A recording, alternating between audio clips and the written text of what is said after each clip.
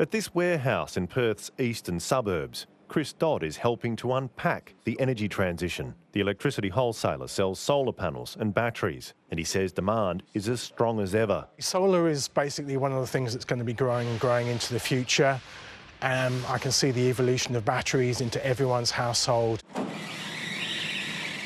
Chris Dodd says consumers are worried about increasingly volatile energy markets, which have gyrated wildly in recent years. He says rising power prices are driving much of the demand.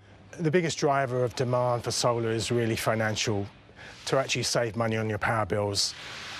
It was really like that from day one, and even more so now. Clean energy is being added at scale across the electricity industry in the hope it will lower volatility. But experts are warning consumers face a bumpy ride while the transition plays out. It's a little bit like taking out a mortgage to build a very energy efficient house. So in the long term, it'll be good, but in the short term, there will be some costs to bear.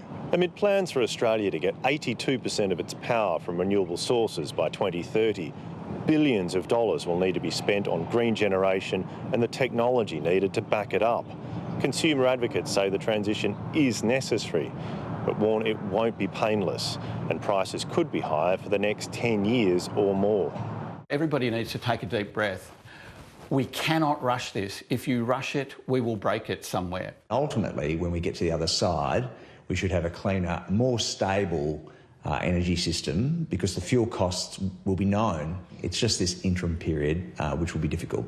As Australia enters the teeth of the energy transition, consumers should brace for turbulence. Daniel Mercer, ABC News.